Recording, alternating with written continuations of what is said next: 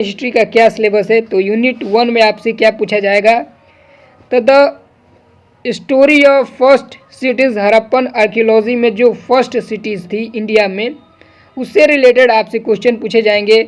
इसमें आपसे क्या पूछा जा सकता है, अर्ली अर्बन सेंटर्स कैसे थे, यानी कि किस प्रकार से सिटीज़ थी, उनका पूरा अर्बन प्लानिंग क्या था, किस तरीके से डेवलपमेंट थी, क्या वहाँ पे प्रोग्रेस थी, यही सब आपसे पूछी जाएगी। कैसी सिविलाइजेशन थी, किसकी पूजा होती थी, यही सब इससे रिलेटेड आपसे क्वेश्चन पूछे जाएंगे। इसके बाद हड़प्पन सिविलाइजेशन जो कि मोस्ट ओल्डेस्ट सिविलाइजेशन है, इससे रिलेटेड आपसे क्वेश्चन पूछे जाएंगे।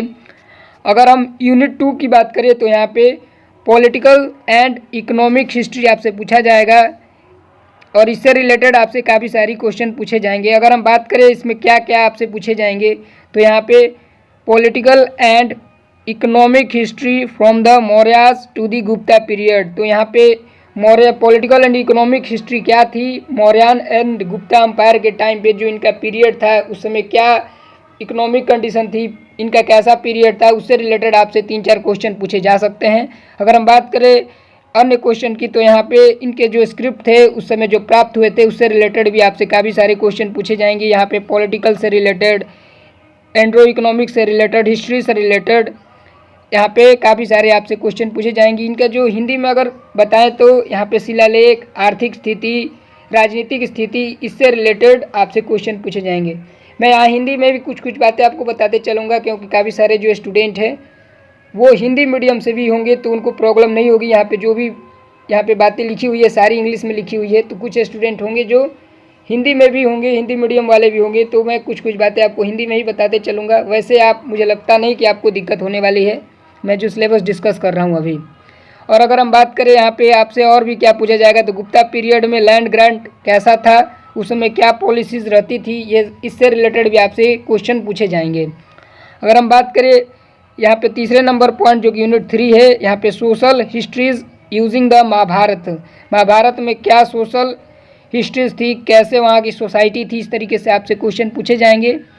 Issue in social history including caste, class, kingship and gender, यानी कि उस समय किस तरीके से जेंडर इक्वलिटी थी, क्या थी, कास्ट बेस्ड किस तरीके से वहाँ पे किंगशिप चलती थी, यानी कि जो राजा बनते थे वो सिर्फ और सिर्फ राजपूत होते थे। इस तरीके से जो क्वेश्चन है, जो पूजा पाठ कराने वाले होते थे वो पंडित होते थे, और जो राजा कौन बनता था और रानी कौन बनती थी, इससे रिलेटेड आपसे क्वेश्चन पूछे जाएंगे।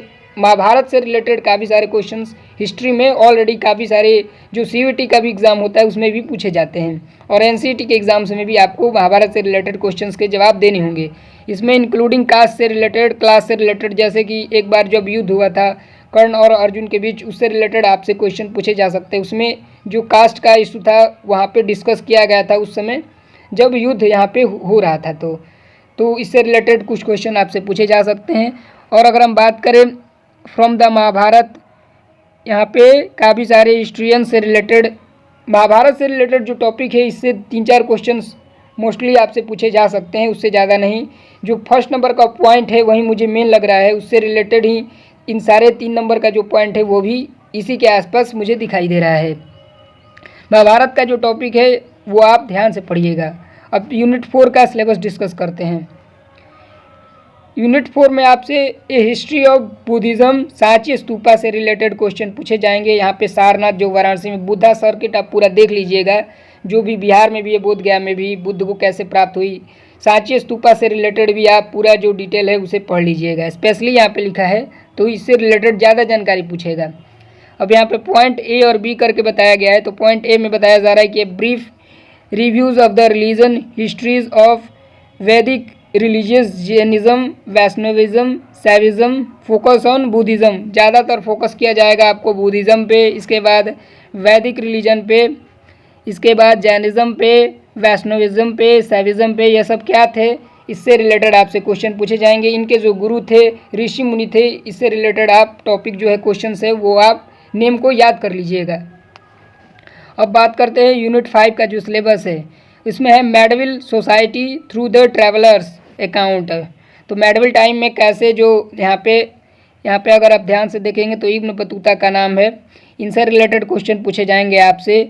और यहाँ पे अगर outline of social and cultural life as they appear in travelers account, a story of their writing, a discussion of where they travel। यानी कि आपसे पूछा जा सकता है, इस पर डिस्कस किया जा सकता है कि ये कहाँ ट्रैवल किए थे, कौन कौन से लोकेशन पर गए थे, कौन कौन सा बुक लिखे थे। काफ़ी सारे जो ट्रैवलर्स आए थे इंडिया में और अलग अलग कंट्रीज़ में भी गए थे, तो वो काफ़ी सारी बुक्स भी लिखे थे, तो उससे रिलेटेड भी आपसे क्वेश्चन पूछे जाएंगे। और जो इब्न बतूता का नाम है, इससे रिलेटेड ज़्यादा क्वेश्चन पूछने का चांस है। अब बात करते हैं यूनिट 6 का सिलेबस क्या है। तो यहाँ पे रिलीजियस हिस्ट्री से आपसे भक्ति सूफी ट्रेडिशन जो था उससे रिलेटेड क्वेश्चन पूछे जाएंगे। यहाँ पे भी पॉइंट ए और बी बना के आपसे बताया जा रहा है मेन रूप से कि outline of religion development during the period. भक्ति और सूफी जो ट्रेडिशन था, भक्ति सूफी टाइम का जो ट्रेडिशन था, उससे रिलेटेड वहाँ पे क्या रिलीजियस डेवलपमेंट थी उस टाइम पीरियड पे आपसे इससे रिलेटेड क्वेश्चन पूछे जाएंगे। इसके बाद आइडियाज़ एंड प्रैक्टिसेस भक्ति सूफी संत, भक्ति सूफी जो संत थे वो किस प्रकार से भगवान की वंदना करते थे, पूजा करते थे, क्या उनकी आइडियाज़ थी, क्या उनका थॉट था, इससे रिलेटेड आपसे क्वेश्चन पूछे जाएंगे। यहाँ पे मैं ऊपर से ही आपको सिलेबस बता रहा हूँ, ज़्यादा डिटेल में नहीं जा रहा हूँ, क्योंकि अगर मैं डिटेल में जाऊँगा तो ये वीडियो कम से कम 20 से 25 मिनट लंबी हो जाएगी। मैं नहीं चाहता कि अभी उतनी लंबी वीडियो आप देखें। जो ऊपर का सिलेबस है वही मैं डिस्कस कर रहा हूँ, और इसके बाद जब एक एक करके मैं एक एक टॉपिक पे जब क्लासेस अपलोड करना शुरू करूँगा, उसमें डिटेल में हर एक चीज़ मैं कवर करूँगा। सो आप उस वीडियो को ज़रूर देखिएगा जब मैं क्लासेस स्टार्ट करूँगा। अभी सिर्फ और सिर्फ ब्रीफ में सिलेबस ही मैं सिर्फ डिस्कस कर रहा हूँ। अब यहाँ पे बात करें यूनिट नंबर 7 की, तो यहाँ पे न्यू आर्किटेक्चर हम्पी से रिलेटेड क्वेश्चन पूछे जाएंगे। यहाँ पे भी हम्पी से रिलेटेड आप पढ़ लीजिएगा अच्छे से। पॉइंट ए और बी करके बताया गया उसी तरह से जो दो मैंने यूनिट कवर किया था, सेम उसी तरह से यहाँ पे भी पूछा जाएगा। यहाँ पे टेम्पल, फोर्ट, इरिगेशन, या इरिगेशन का मतलब होता है सिंचाई व्यवस्था के बारे में आपसे पूछा जाएगा।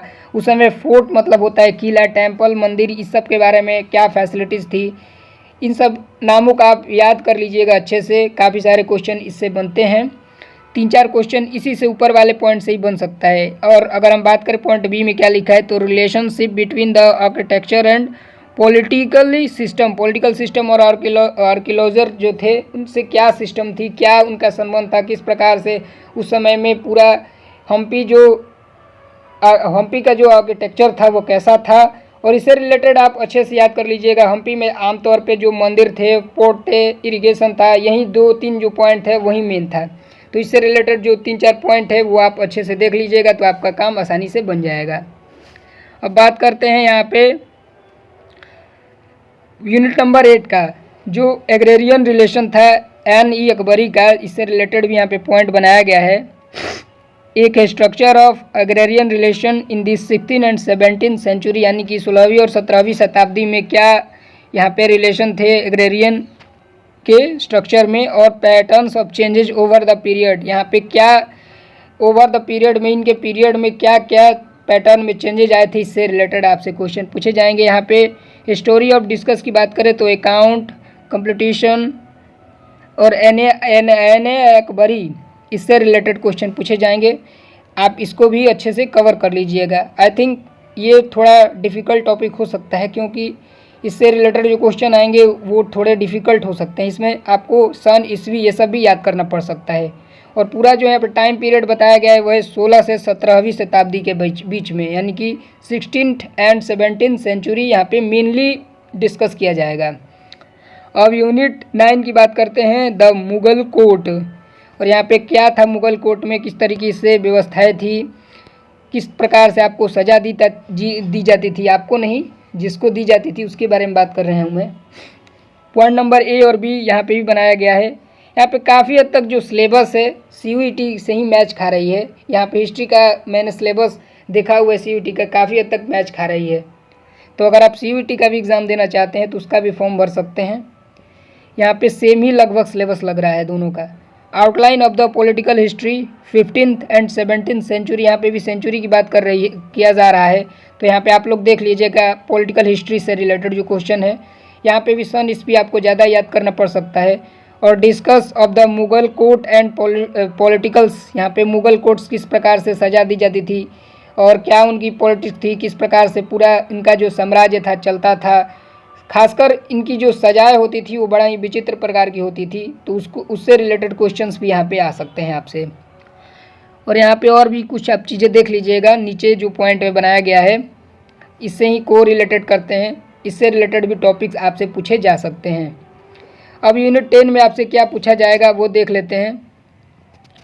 यूनिट 10 में आपसे society evidence offline reports, rural society से रिलेटेड यहाँ पे आपसे क्वेश्चन पूछे जाएंगे।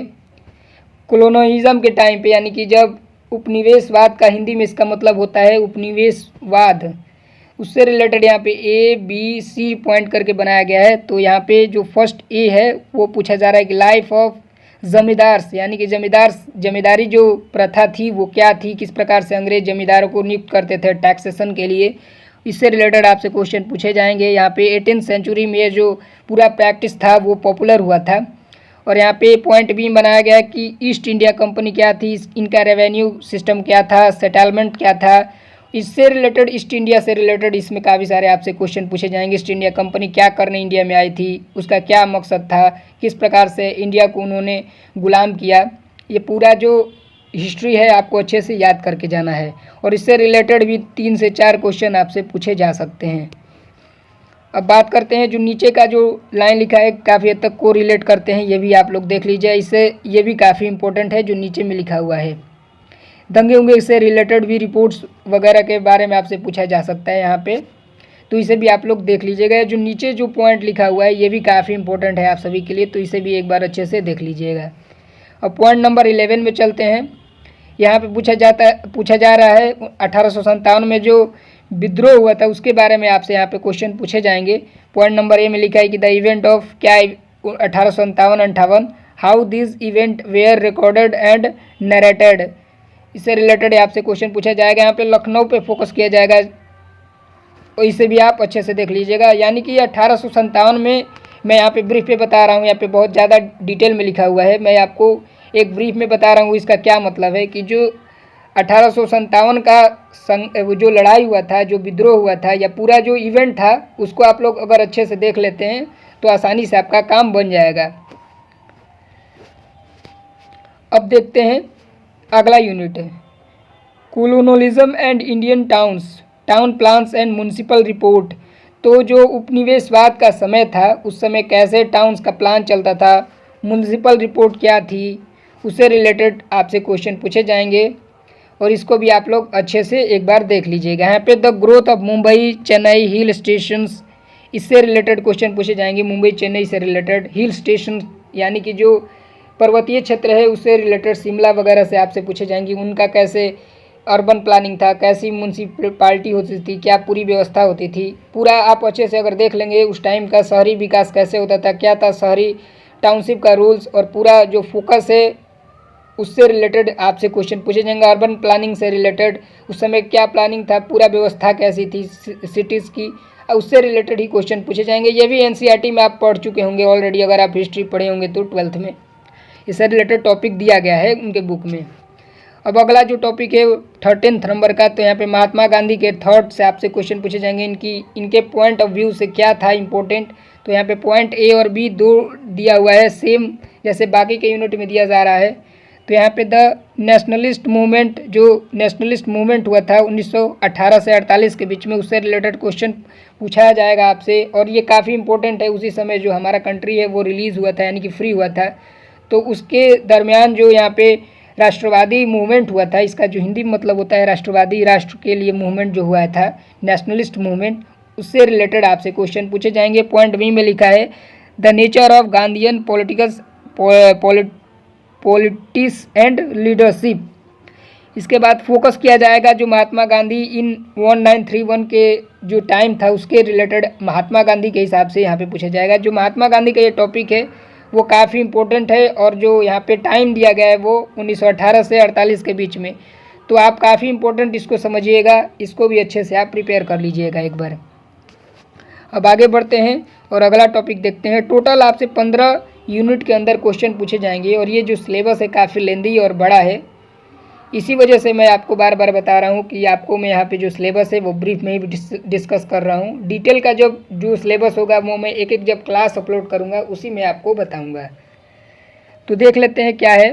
Partition through oral source, partition यानी कि जब भारत और पाकिस्तान का पार्टीशन हो रहा था उससे रिलेटेड यहाँ पे क्वेश्चन पूछे जाएंगे। उस समय का जो हिस्ट्री था पॉइंट ए में लिखा है कि 1940 में यानी कि 1940 में उससे रिलेटेड क्वेश्चन पूछे जाएंगे। नेशनलिज्म, कम्युनिज्म एंड इससे रिलेटेड क्वेश्चन पूछे जाएंगे। यहाँ पे कम्युनिज्म और नेशनलिज्म से रिलेटेड यानी कि राष्ट्रीयता और कम्युनिज्म यानी कि आप समझ रहे हैं क्या मैं बोल रहा हूँ। पंजाब एंड बंगाल पे फोकस ज़्यादा किया जाएगा, यहाँ पे लिखा हुआ है। इसका मैं एक एक करके क्लासेस अपलोड करूँगा, तब आप देख लीजिएगा। अब यूनिट 15 में है द मेकिंग ऑफ कॉन्स्टिट्यूशन, यानी कि जब हमारी संविधान की रचना हो रही थी, जब बन रहा था, तो उससे रिलेटेड आपसे क्वेश्चन पूछे जाएंगे। पॉइंट ए और बी करके यहाँ पे भी पूछे जाएंगे। पॉइंट ए में आपसे independence and the new nation state. इसके बाद पॉइंट बी में लिखा है कि the making of the constitution, किस प्रकार से हमारा मेकिंग, इसमें जो कितने मेंबर थे, इसमें जो हेड मेंबर थे, कहाँ कहाँ से हमारे संविधान में जो धाराएं जोड़ी गई है वो कहाँ कहाँ से लिया गया है। अलग अलग देशों से हमारा जो कॉन्स्टिट्यूशन है वो मिला के बना है, अलग अलग देशों के कॉन्स्टिट्यूशन से कुछ कुछ हिस्सा मिला के बना है, तो उसी से रिलेटेड आपसे क्वेश्चन पूछे जाएंगे। ब्रिटेन का जो कॉन्स्टिट्यूशन है उस पर भी आप लोग फोकस कीजिएगा, उससे रिलेटेड भी काफ़ी सारे क्वेश्चंस आपके आ सकते हैं। असेंबली में इससे रिलेटेड क्या डिबेट हुई थी उस समय जब कॉन्स्टिट्यूशन हमारा मेड किया जा रहा था, तो इस सब से रिलेटेड आपसे क्वेश्चंस काफ़ी सारे पूछे जाएंगे। हर एक पॉइंट जो में जितने भी पॉइंट है उससे रिलेटेड 3-4 ही क्वेश्चन पूछे जाएंगे और 2-3 पॉइंट में आपसे कम क्वेश्चन पूछे जा सकते हैं। तो यहाँ पे टोटल जो यूनिट है एक बार देख लीजिए अपने स्तर से, जो पूरा सिलेबस है 15 यूनिट है टोटल, और 15 यूनिट से ही रिलेटेड आपसे जो है क्वेश्चंस पूछे जाएंगे। और ये है इस वीडियो का एंड। यहाँ पे आशा करता हूँ कि ये जो वीडियो है थोड़ा लंबा ज़रूर हो गया होगा और बोरिंग भी लगता है पढ़ाई का वीडियो है तो, लेकिन आप लोग का जो पेशेंस है वो काफ़ी सराहनीय है। और आगे भी मैं इसी तरह का वीडियो अपलोड करता रहूँगा, हिस्ट्री से रिलेटेड या इसके जो क्लासेस हैं एनसीईटी से रिलेटेड मैं आगे भी अपलोड करता रहूँगा। तो चैनल को ज़रूर सब्सक्राइब कीजिए। एनसीईटी से रिलेटेड आपको यहाँ पे सारी तैयारी देखने को मिलेगी, वो भी 100% फ्री में। Thank you for this video. Channel को ज़रूर सब्सक्राइब कर लीजिए। Thank you.